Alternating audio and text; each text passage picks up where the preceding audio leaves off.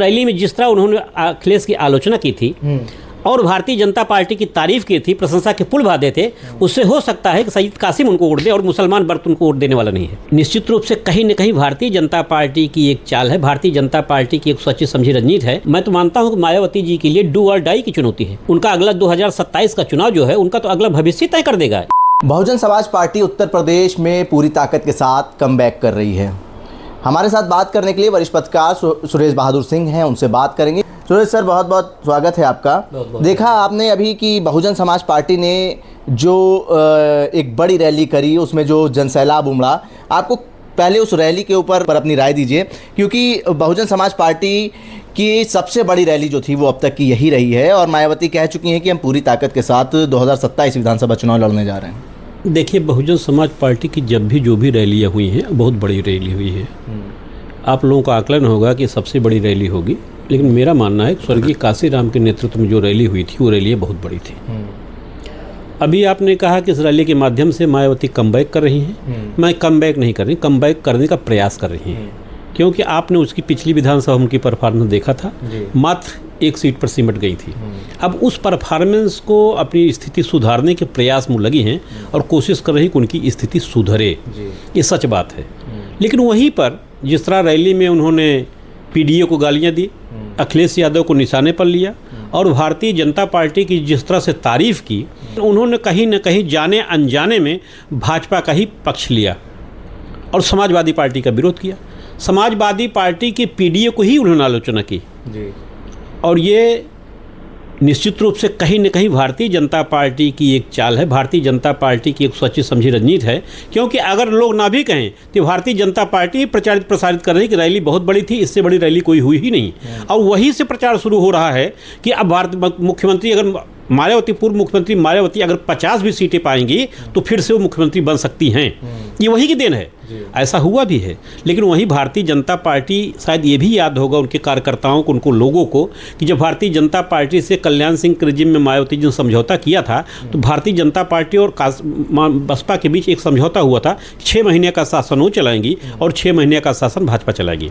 मायावती ने पहले 6 महीने का शासनकाल चुना और अपने पूरा शासनकाल पूरा किया, लेकिन अपना पूरा शासनकाल पूरा होते ही मायावती पलट गई और भारतीय जनता पार्टी को सत्ता सौंपने से मना कर दिया। और यही देखिएगा, उस समय भारतीय जनता पार्टी को बुनाम वही उसी समय बहुजन समाज पार्टी में बिखराव हुआ था, जिसके सारे विधायक टूटे थे। वो एक ऐतिहासिक फैसला हुआ था और जिसमें भारतीय जनता पार्टी की सरकार बनी थी। आप स्वर्गीय कांशीराम जी के मरने के बाद देख लीजिए, स्वर्गीय कांशीराम के मरने के बाद सिर्फ 2007 में बहुजन समाज पार्टी सत्ता में आई है।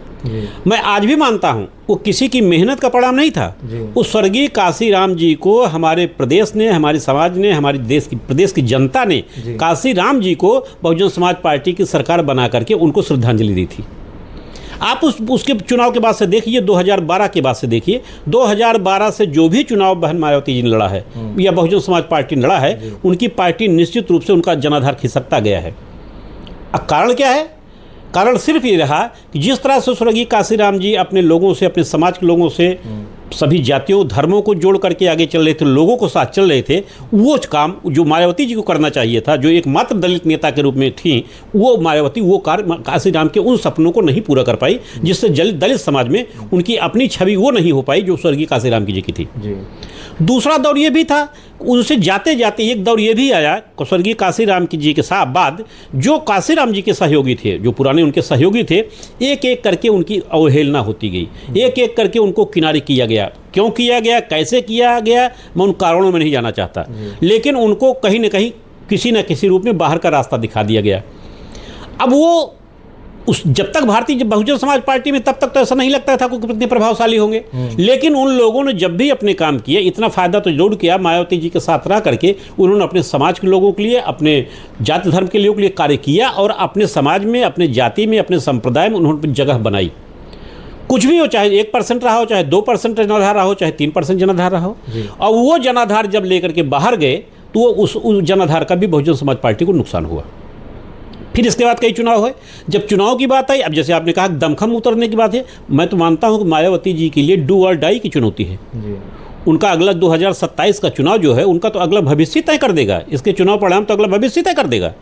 लेकिन क्या महारैली से या रैली भीड़ जुटाने से ही परिवर्तन हो सकता है? ऐसा तो नहीं है। हाँ, इस रैली में एक संदेश उन्होंने जरूर दिया, इस रैली के माध्यम से जनता को संतोष। आप देखिए, जहाँ पूरे विपक्ष का ध्रुवीकरण हो रहा है, पूरा विपक्ष भारतीय जनता पार्टी पर हमलावर है और भारतीय जनता पार्टी को चुनौती दे रहा है, उनको शासन से हटाने की बात कर रहा है। वहीं मायावती ने ईडी गठबंधन को ही चुनौती दे डाली। उन्होंने पिछले 14 साल या 13 साल 12 साल भारतीय जनता पार्टी का 10 साल शासन रहा, केंद्र जो भी शासन है और अभी भी उत्तर प्रदेश में है, उन्होंने भारतीय जनता पार्टी पर कोई उंगली नहीं उठाई। उन्होंने कांग्रेस का काल के शासन काल में जब अंबेडकर जी को या उनको भारत रत्न नहीं दिया गया या काशीराम जी को सम्मान नहीं, उस चीज़ को चर्चा में जरूर है। तो आप ये बताइए, या वो समाज पूछेगा नहीं कि अगर मान लीजिए पुरानी सरकारों ने नहीं दिया, उनको सम्मानित नहीं किया, क्या नई सरकारें सम्मानित कर रही, भारतीय जनता पार्टी सरकार सम्मानित कर रही? ये सवाल तो उठेगा ही ना। ये सवाल उससे उनका दलित समाज ही जीतेगा। सर, एक वरिष्ठ पत्रकार हैं, मैं नाम ले लेता हूं, सैयद कासिम सर, उनसे हमने बात करी, वो कह रहे हैं कि अगर मायावती 50 सीटें ले आती हैं तो वो मुख्यमंत्री पद की शपथ लेंगी। देखिए, मैं उनसे सहमत इसलिए हो सकता हूं कि ऐसा पिछली बार हुआ है। मायावती जी के पास कम सीटें थी लेकिन मुख्यमंत्री बनी। मायावती जब पहली बार 67 सीट थी जब मुलायम सिंह ने उनको मुख्यमंत्री बनाया था। उसके बाद देखिए भारतीय जनता पार्टी के साथ वो 4 बार मुख्यमंत्री बनी। तो हो सकता है कासिम साहब की भविष्यवाणी सही हो जाए। भविष्य के में क्या होगा नहीं कहा जा सकता, लेकिन राजनीतिक दलों का कोई असला शत्रु नहीं होता, ना सिर्फ दुश्मन होते हैं। सर, मौजूदा दुश्मन दोस्त नहीं होते हैं आपस में, ये कभी भी किसी भी समय मिल सकते हैं। सर, मौजूदा हालात जो हैं, बहुजन समाज पार्टी और मायावती के दिल में क्या सॉफ्ट कॉर्नर है भारतीय जनता पार्टी को लेकर? भारतीय जनता मायावती, बहन कुमारी मायावती जी देश की नेता हैं, लेकिन वो भाजपा की बी पार्टी बन के रह गई हैं। क्या वजह थी कि मायावती से इतना ज़्यादा वोट बैंक छटक गया, बहुजन समाज पार्टी से दूर हो गया? क्या इस जनसभा से मायावती वो खोया हुआ वोट बैंक वापस ला पाएंगे? देखिए, बहुजन समाज पार्टी की बहुत बड़ी शक्ति स्वर्गीय काशीराम जी थे।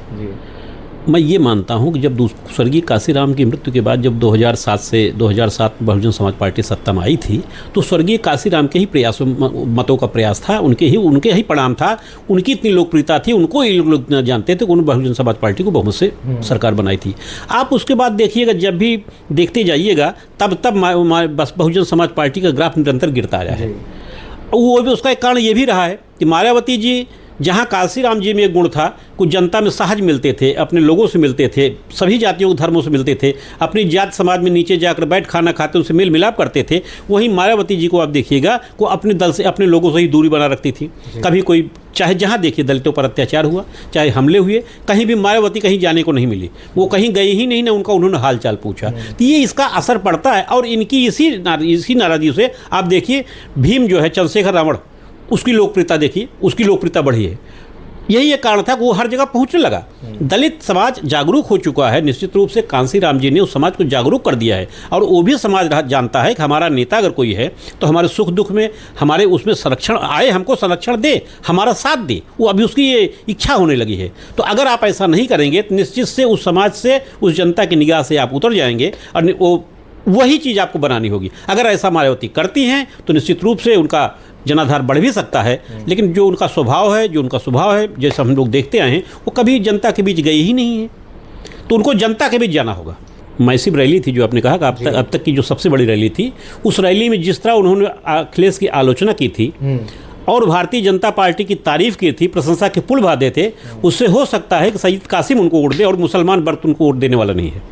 2026 के लेके ये चर्चा है कि पुराने नेताओं को वापस लाने की प्रयास करेगी बहुजन समाज पार्टी। उस दिशा में अभी कोई कदम दिख नहीं रहा है, क्योंकि अगर प्रयास करती है तो अब उन नेताओं ने भी अपना ठिकाना ढूंढ लिया है। उनकी जिस भी दलों में है उनकी एक हैसियत बन गई है, उनको एक सम्मानजनक स्थिति हो गई है। तो उनको विचार करना पड़ेगा। मुझे नहीं लगता कि एक ऐसी स्थिति आएगी को फिर से दोबारा जाने की बात सोचेंगे, ऐसा करेंगे। हाँ, अगर ऐसा मायावती कर लेती हैं तो बधाई की पात्र है, निश्चित रूप से उनकी जनाधार वृद्धि होगी। सर, बहुजन समाज पार्टी की जो इतनी बड़ी जनसभा थी, क्या 2027 में इससे कुछ फर्क पड़ सकता है चुनाव में? देखिए, भीड़ जो है कभी वोट बैंक नहीं होती है। भीड़ जिस तरह से जुड़ती है, जिस तरह से लाई जाती है, हम सारे लोग जानते हैं। अगर सारी भीड़ वोट में परिवर्तन हो जाए तो सभी राजनीतिक दल ऐसा दावा करते हैं जितनी भीड़ ये जुड़ती है फिर तो कभी सत्ता की बात ही नहीं होती, वो तुरंत तो सत्ता परिवर्तित हो जाती है।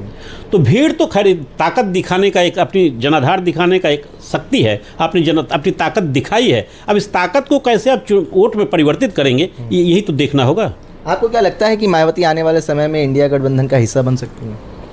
देखिए, मायावती जी के बारे में कोई भी घोषणा करना उचित नहीं होगा।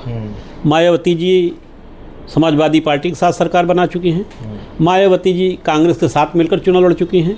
मायावती जी भारतीय जनता पार्टी के बाद मिलकर चुनाव लड़ चुकी हैं। मायावती जब भी देखेंगी कि जो दलित हितों की रक्षा करेगा उसके साथ वो चली जाएंगी। दलित हितों की रक्षा जो भी जब भी करेगा दलित हितों की रक्षा करता है। यही सवाल मैं एनडीए को लेकर करूं तब आपको क्या लगता है? मैंने कहा ना, जो भी दलित हितों की रक्षा करेगा, और मायावती ये कहेंगी कि दलित हितों की रक्षा इंडिया कर रही है, ये तो मायावती ना। लेकिन अभी जो दूरी उन्होंने बनाई है, अभी जो इनकी स्थिति है, आप साफ साफ देखिए, वो हमेशा से कांग्रेस से उनका हमेशा दूरी रही है। समाजवादी पार्टी से उनकी दूरी रही है। भारतीय जनता पार्टी से भी उनकी दूरी रही है। फिर भी उन्होंने भारतीय जनता पार्टी की तारीफ की, और इससे निश्चित रूप से बीच में जनता में एक सबक दिया कि मायावती जी का रुझान भाजपा की तरफ है।